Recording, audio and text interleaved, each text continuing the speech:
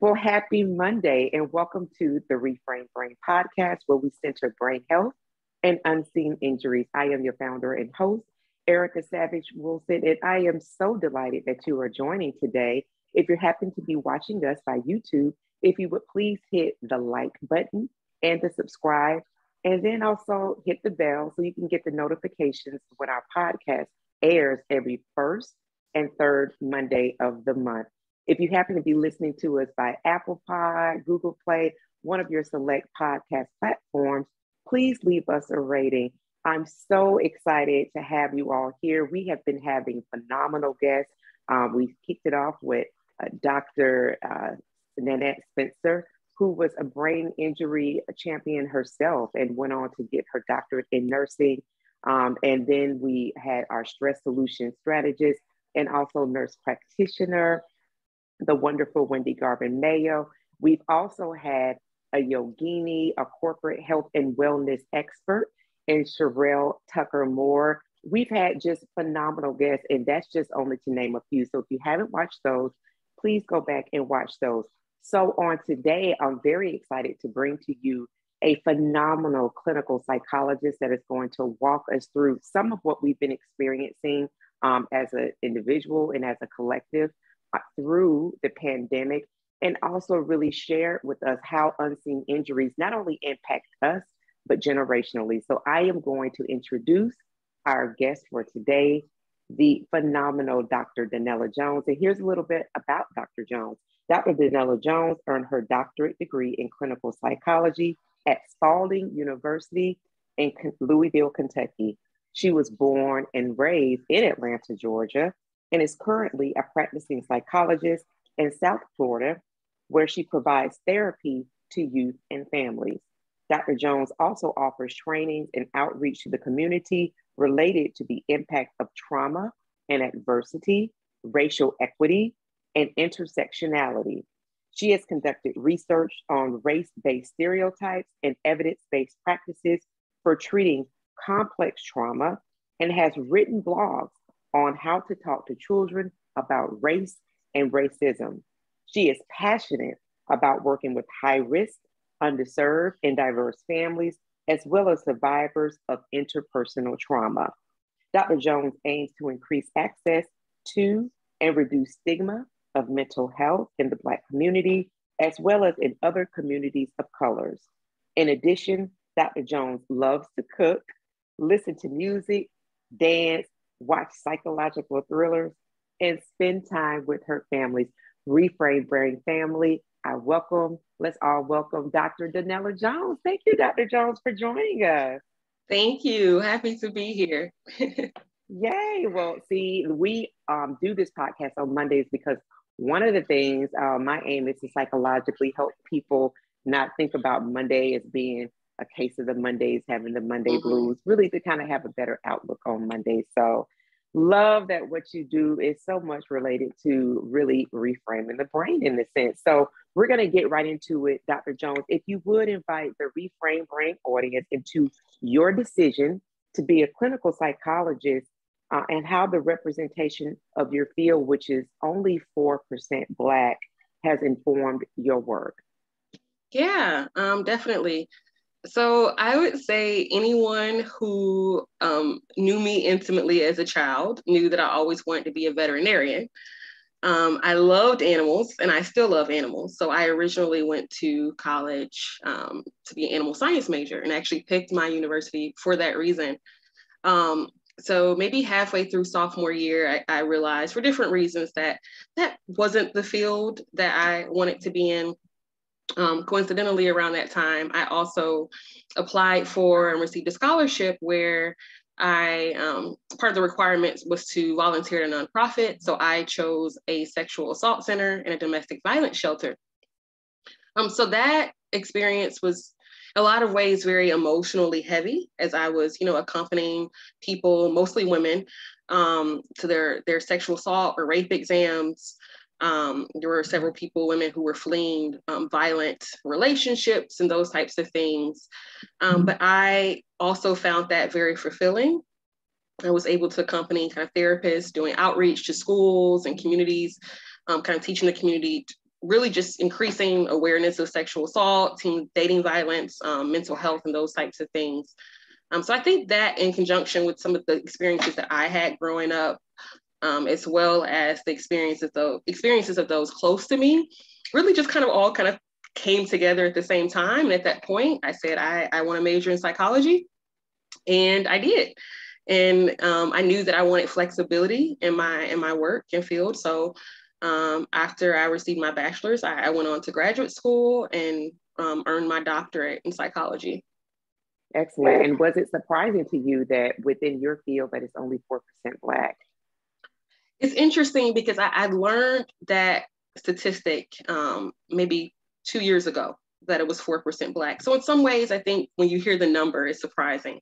But really, when I reflected and thought back to my own experience, all of the professors that I had throughout undergraduate, graduate training, and kind of forward, all of the supervisors that I've had, specifically with all of the clinical supervisors I've had, which I would say, it's a guesstimate, maybe 20 plus, only one was Black. She was a Black woman.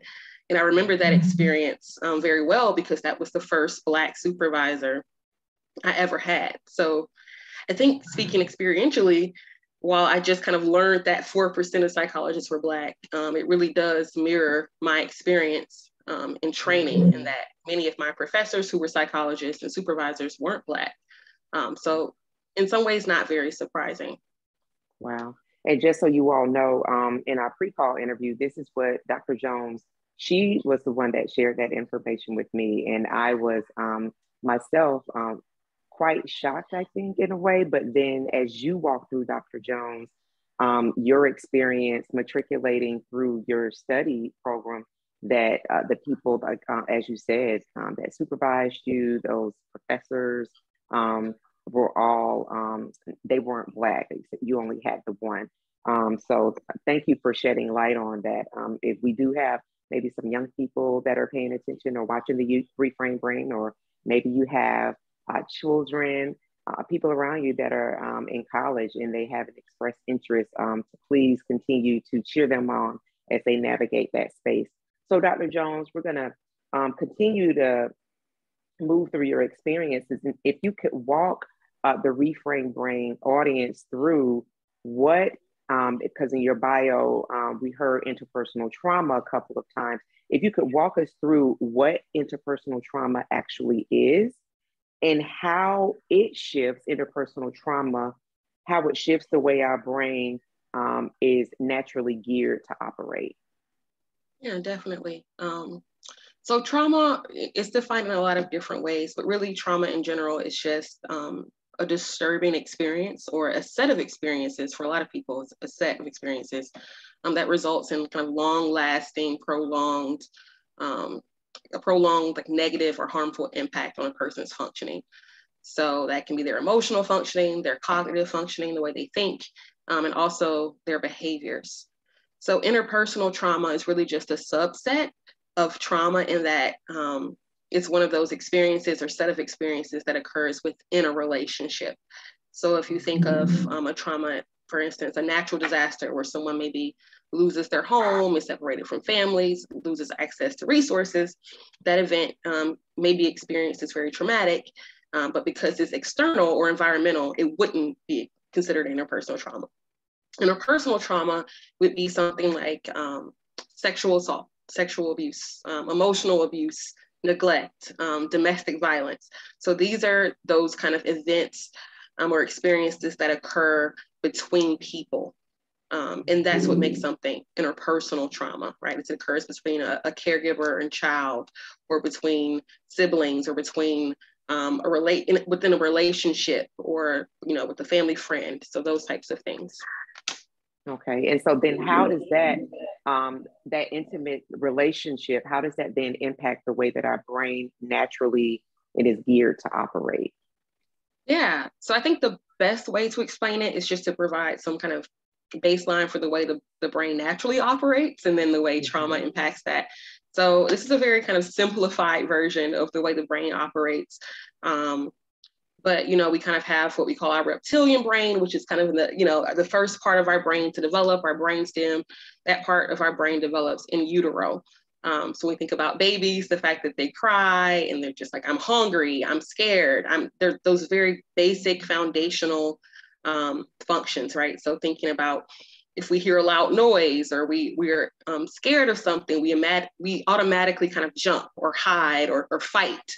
So that's kind of the first part of our brain develops. And really it just keeps us safe physically.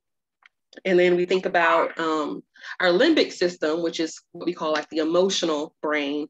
And that part of our brain is responsible for managing intense emotions, consolidating memory, those types of things. So it allows us to kind of experience something that may be negative. Someone cuts us off on the road, right? We may become like agitated or irritated, but typically, you know, our stress response system kind of goes back to normal and we continue about our day.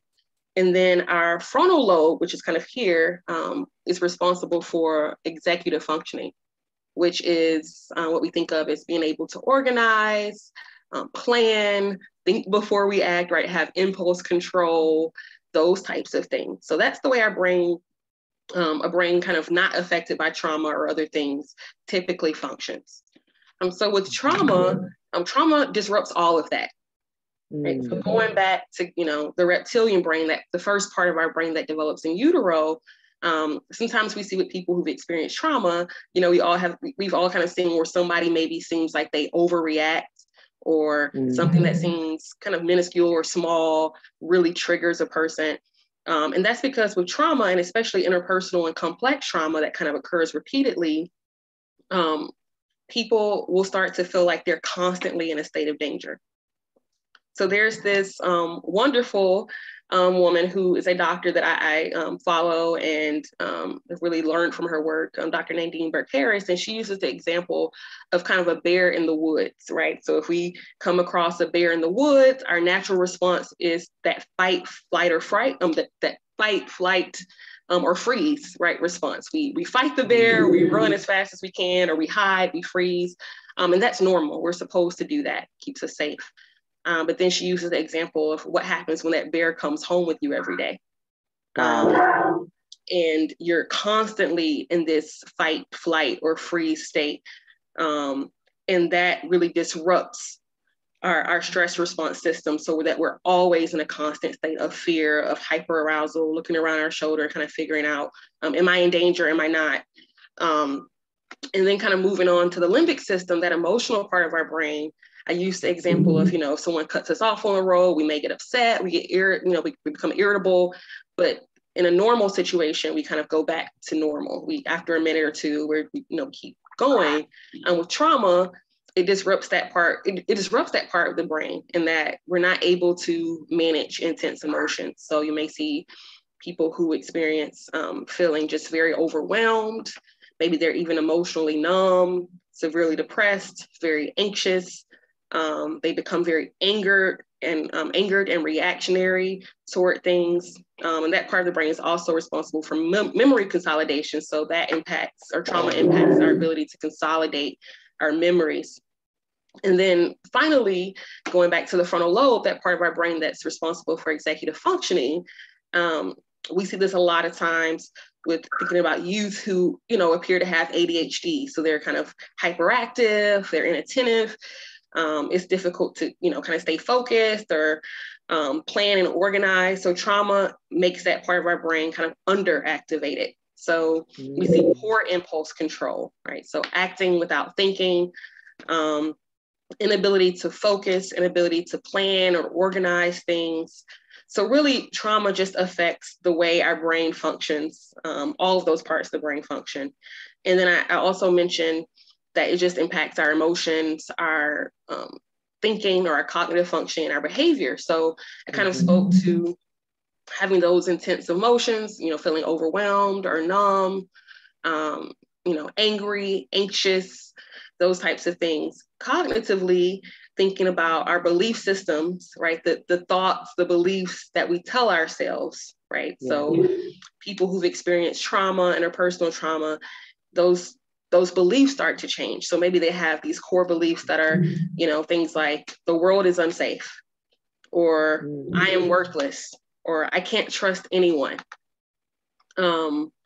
So it kind of really changes the way we interact with others, the way we interact with the world, the way we feel about ourselves.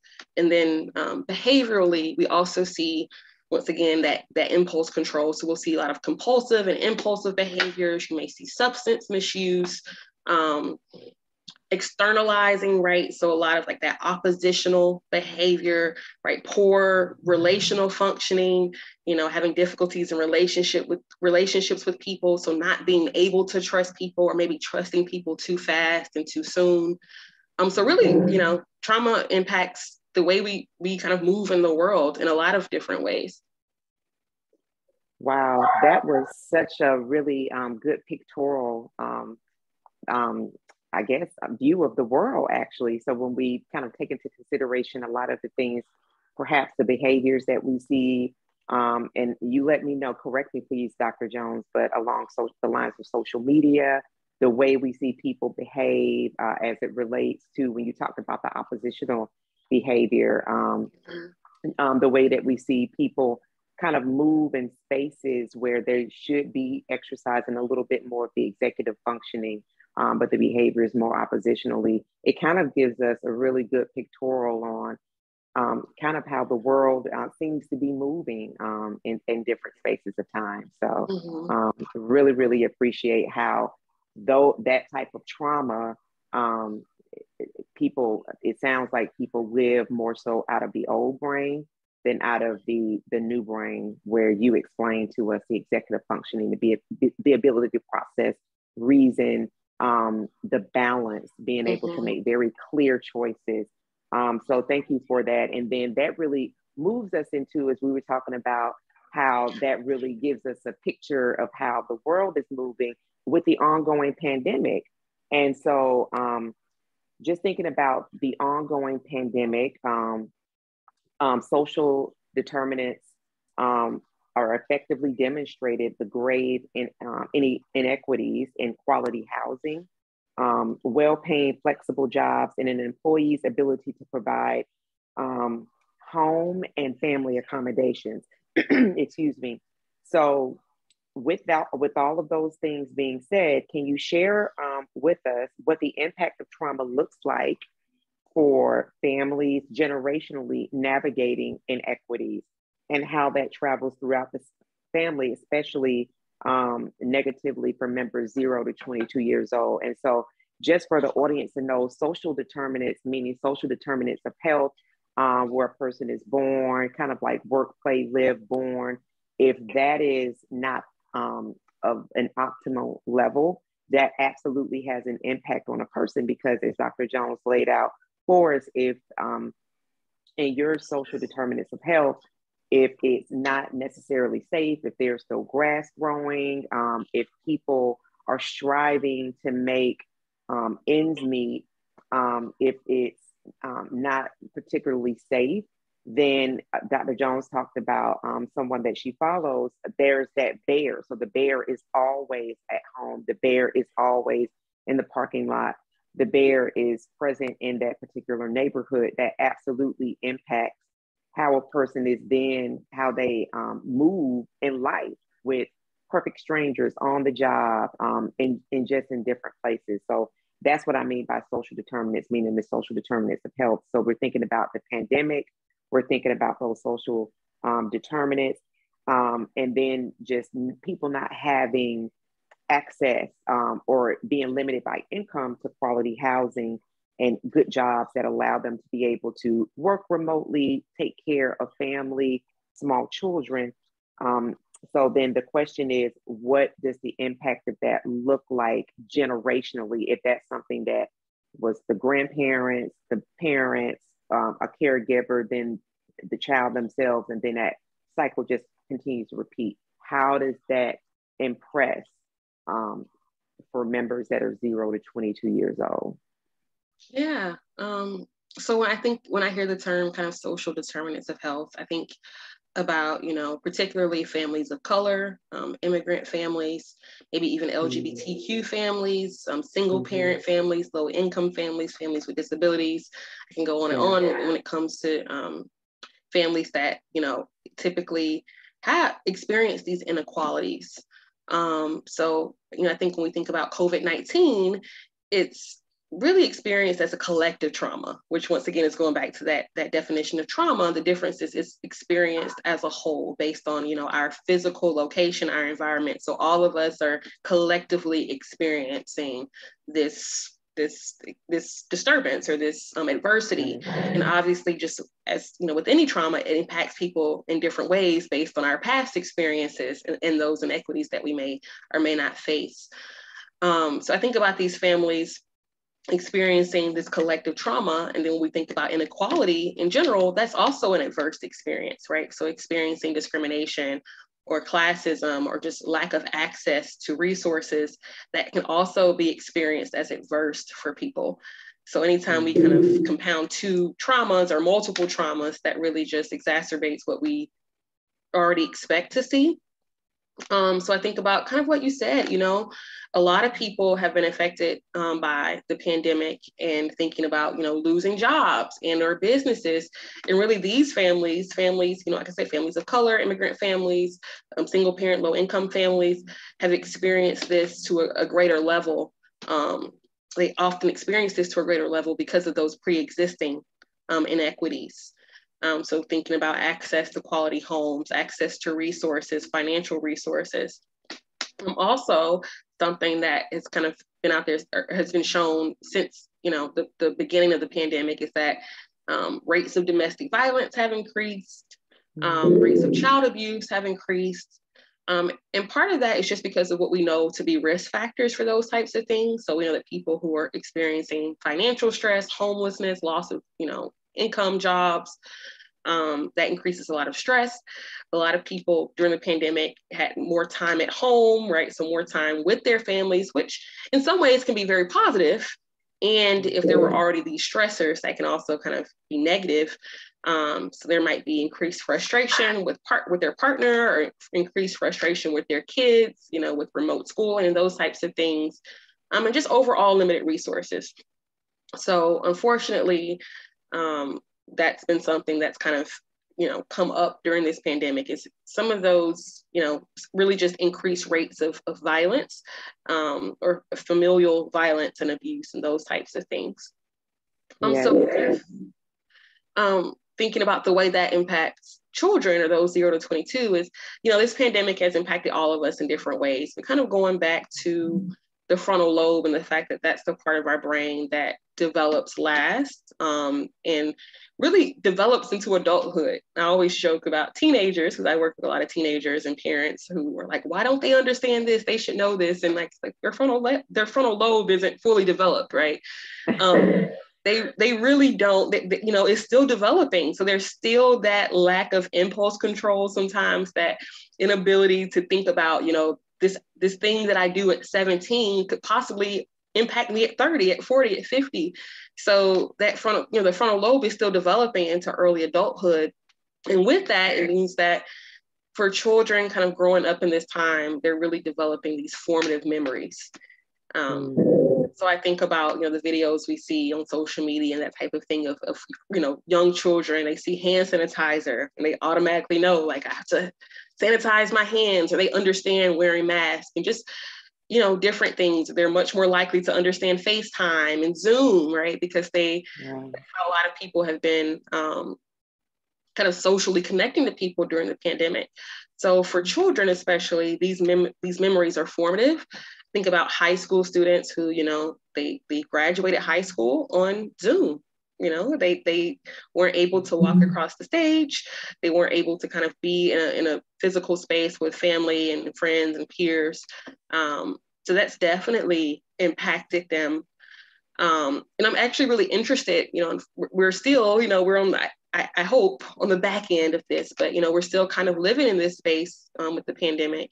But I'm interested to see what research shows kind of 5 years from now, 10 years from now, 20 years from now, regarding the long-term impact that this has.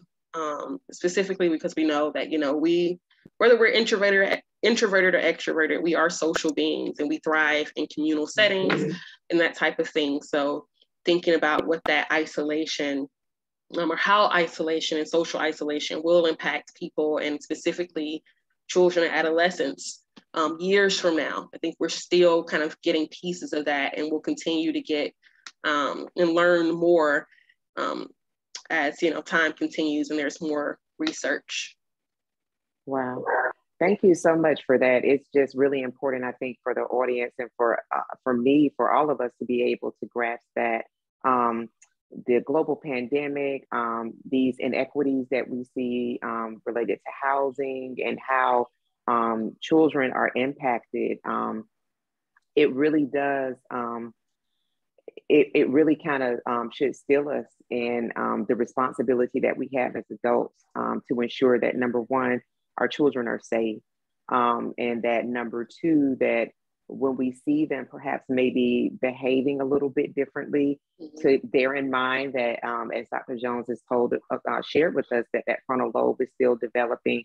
But then to also, Dr. Jones, do you advise people that if there's some behavior that maybe doesn't seem in line with the child that they know, that they then reach out for, talk with their primary care doctor about maybe getting some help at that time?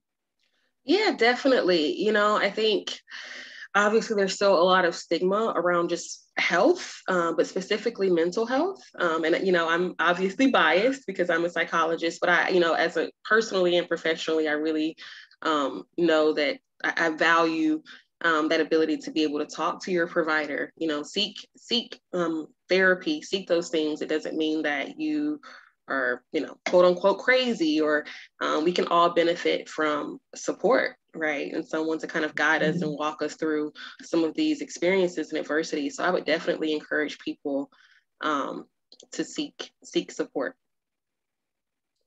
Thank you so much. And I've been very transparent with the audience around my own mental health, and that I have an outstanding mental health team. It's two people, neuropsychologists and a therapist, and we meet weekly. And it is so important as at my big grown age, as people would say, but particularly as I continue to navigate through my own traumatic brain injury. So I'm thinking, as an adult who brain has been compromised and the root system of my frontal lobe has been damaged, that I have to have that level of support, how much more should we be concerned about our children? So thank you, Dr. Jones, because that is a part of the work that she does, is really kind of taking the sting away from support, mental health support, particularly in communities that are not served and sometimes don't have the access that they need to. Dr. Jones, as we end out, can you please tell the audience how they can be connected with you? Yeah, definitely. So currently I'm providing services in South Florida, but I also provide trainings on several mental health topics. So a lot of training specifically related to racial trauma, racial and ethnic bias and microaggressions, trauma, intersectionality, those types of things. So I'm able to provide services virtually, with this kind of new world that we're living in with Zoom. I've been able to provide services in that way. So I just, encourage anyone who wants consultation, who's interested in training or outreach, who just wants to reach out and kind of get more information. You can connect with me on my LinkedIn account. I'm pretty simple. It's Danniella Jones, PsyD. So DANNIELLA Jones, and that is my LinkedIn account. So feel free to reach out to me. I love that. And LinkedIn is its own world and database. So Dr. Danniella Jones, it has been a pleasure and an honor. Thank you so much for joining the Reframed Brain. Thank you for having me. Oh my gosh, absolutely. And I just want y'all to know, Dr. Jones is a member of our family. So it's so good to have her. I wanted to say it early, y'all, but I'm waiting to the end to tell you all. She is just a joy. My sister has known her. She always brags since she was in the 3rd grade. So just to have that familial connection and to see someone who was so young, always had the same beautiful, bouncy spirit, become an adult that carries that same spirit is such a joy. So I certainly appreciate you, love. And to the Reframed Brain, thank you so much for connecting. We really appreciate you. Please like and share this episode. Send it to someone who you feel like would definitely benefit from it. I know that I have benefited greatly from it. So I hope that you will do that. And just remember, everyone, we do this work one beautiful breath at a time. Take care, and I'll see you next time. Bye-bye.